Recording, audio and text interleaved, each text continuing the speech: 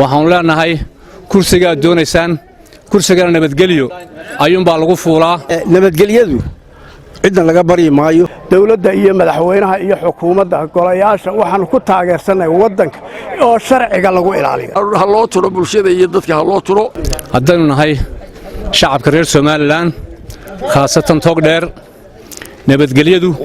waa waxa aynu ku degannahay ee aynu iskuulada dhaqaatiirta ganacsiga aynu ku kala wadana weeyaan markaa waa inaynu ka shaqeynaa nabadgelyada oo aynu si buuxda uga shaqeynaa shacab iyo dawladba waxaanu kale oo halkan aan uga darayaa baaq xusbiyada qaranka ee mucaaradka ah waxaan leenahay kursiga aad doonaysaan kursigana nabadgelyo ayuunbaa lagu fuulaa sidii xukuumadihii horeba ama madaxweynayaashii horeba ay ugu fuuli jireen nabadgelya kursiga lagu fuulayaa waxa dadka ka iibisaan waxa la idinku doorto halkan waxaanu kaga baaqaynaa shirkan jaraa'id in nabadgelyada la adkeeyo horena way adkeeyay markana la sii adkeeyo nin kasta oo wax doonaya iyo nin kasta oo joogaba nabadgelyadu waa tan lagu naaloonaya lagu deegan yahay dadku waxa weeye nabadgelyadu ku degan yahay nabadgelyaduna waa muhiim iimaamka iyo nabadgelyada la horreysiyey inna al-amna wal-iimaan haddii aan waxa weeye ammaan jirin iimaan ma jiro cibaada ma jirto ganacsi ma jiro waxaanu leenahay nabadgelyadu waa muhiim ha la ilaaliyo nin walba nabadgelyada ku tabco nin walba nabadgelyada ha ilaaliyo nabadgelyada ka shaqeysaan oo si wada jir uga shaqeysaan ayaa loo baahayay midda kale halka waxaan uga sheegayaa nin kastoo masayrka dalka ka doonaya wax oo haddii midna doonayo kursi ka gaaro inuu nabadgelyada ilaaliyo wey si nabadgelya inuu ku doono wey inuu xasilloonida dalka iyo dadkaba ilaaliyo wey sida cuqaasha iga horeysay sheegeen haddaan nahay cuqaal waxgarad intaba waxaanu baaq u diraynaa mucaarad iyo muxaafidba nabadgelyo intaasaan anu kaga baxay shir jaraa'idkan ay cuqaasha gobolka Togdheer ku qabanayso magaalo madaxda gobolka Togdheer waa soo dhaweynaynaa khaas ahaan nabadgelyadu waxay qusaysaa cid kasta oo reer Somaliland oo mas'uula oo mutakara ayay qusaysaa waxaanu ku baaqaynaa nabadgelyada gobolka nimika kaga baaqayno harana waa ka shaqaynaynaa waana shaqadayadii khaaska ahayd iminkana waa ka shaqaynaynaa waxaanu leenahay waa hal qodob oo in nabadgelyada la ilaaliyaa labada dhinacba xukuumadda iyo xusbiyaduba waxaanu leenahay dadka reer Somaliland waayeel iyo caruur iyo saqiir iyo haweenba nabadgelyada la ilaashado weligeed waa isku qaban jiray siyaasaddu dariiq loo maraabay leedahay ma laha kicin iyo rabshado midna laguma doono nabadgelyada waxa lagu doonaa wixii arrin soo kordha wada hadal baa lagu doonaa lagu xalliyaa waxaanu leenahay qolyaha mucaaradka arrinta nabadgelyada aad iyo aad ha loo ilaaliyo wixii ka hadlaysaan dariiqa nabadgelyada wada hadalka ha loo maro xukuumaddana waxaanu leenahay dad iyo dibad bay dowladda ka mas'uula wixii hadeeba ku rooyahay fadqalla ama hawlkeena waxaa loo baahan yahay dowladduna inay u nuglaato wixii hadeeba ku rooyahay dan dalka iyo dalka waddan u ah inay iyaduna hadeeba ku rooyo u nuglaato ay igu horeeyay u sheegeen hore waxaan ku raacsanahay qaabka nabadgelyada in la adkeeyo shacabkan ka wakiilnahay shacabku waxaan faraynaa oo ugu baaqaynaa inay cidna aanay u daneyn nabadgelyada ilaashadaan haddaanu nahay cuqaasha gobolka Togdheer ee halkaa idinka muuqata nabadgelyadu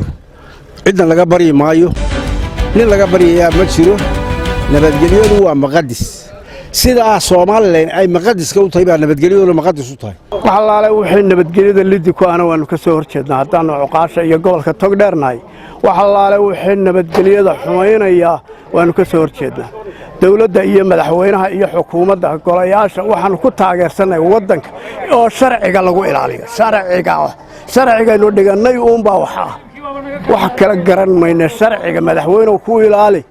adiga xukuumaddaadu sharciga ku ilaaliya waddanka shuruucda uu leeyahay waddanka lagu ilaaliyo marka waxaan baaq uga direynaa oo aanu la hadlaynaa asxaabta qaranka iyo xukuumadda Somaliland asxaabta qaranka waxaan leeyahay oo halkan uga soo jeedinayaa sidii wacnayd ee aad yeesheen ee aad ku aqbasheen 9 bilood ee muddo kordhinta ahayd ee uu kordhiyay komishanka qaranku ayaa fiican inay taageeradiina iyo tismadiinaba isugu geysaan aadna ka laabataan erayga ah ma aqoonsanin xukuumadda waayo waxaad doorateen oo marka horeba aad u tuleen dadkiina idinkoo ajiday 9 bilood ay soo jeediyeen komishanka qaranku madaxweynaha jamhuuriyadda Soomaaliland waxaan ku hambaleynayaa muddada kooban ee 9 bilood ah ee uu kaga tanaasulay 2 sano ay kordhisay golaha kurtidu ee uu yiri waxaan ku qabanaynaa doorashada shirka jaraa'id waxaan u qabanaynaa nabadgelyadeennii oo aad muddo in buuq galay ilaahay waxaan leenahay buuqahay naga saaro madaxweynaha qarankana waxaan leenahay mudan madaxweyne dalka adiga ka madaxweynaha maxaafid iyo mucaarad ba madaxweynaha u tahay waa inaad dadka isku wadaa ilaaliso ayaan laga doonayaa xisbiyada mucaaradkana waxaan leenahay ninka kursiga ka degaya iyo ninka fuulaya nabadgelyada waxay u sii fiican tahay ninka kursiga fuulaya inuu nabadgelyo ku fuulo waxaan leenahay nabadgelyada hal la ilaaliyo waxaanu ka shaqaynaynaa nabadgelyadu waa wixii loo qortay ku uqaasha la sheegayo waxa weeyaan gobolkuna waa nabadoon yahay balaayimanka ka taagan ma jirto laakiin waxaan leenahay waxa weeyaan nabadda cid walba nabadda deeqaysa nabadda markaa waxa weeyaan hal la ilaaliyo hal lagu dadaalo ayaanu markaa soo jeedinaynaa shirka jaraa'id sidaas u daaran yahay halkan shirkan jaraa'id waxaan loo qabanno isugu nimi waa nabadgelyada dalka Soomaaliland aynu ku caanamaalay waxaanu ku baaqaynaa xisbiyadii mucaaradka iyo muxaafidka iyo xukuumadda dalka inay nabadgelyadiisa gacanta ku wada qabtaan halkan saaka shir jaraa'id baanu ku qabanaynaa oo ay ujeedadiisu tahay nabadgelyo waxaanu ugu baaqaynaa dhammaanba jamhuuriyadda Soomaaliland ummadda ku nool inay nabadgelyadu dan inoo tahay wixii aan nabadgelyo ahayn ee kalaba inaanay dan inoo ahayn waayo nabadgelyada waynu ognaado dee waxba inooma soconaya nabadgelyo la'aan waynu soo aragnay colaado inaynu dee ka waantowno oo waxaynu soo aragnay aynu ka waantowno ayaana dee caqligu saliimka ahi dee inuu ka shaqeeyo ay tahay marka dhammaanba waxaanu idinku baaqaynaa si wada jira siyaasiyiintu waxay u maleeyeen dee waba saaxiib laakiin iyagoo siyaasadda isku hayay dana saaxiib inuu habeenkii isu laablaabaane ha loo tiro bulshada iyo dadka ha loo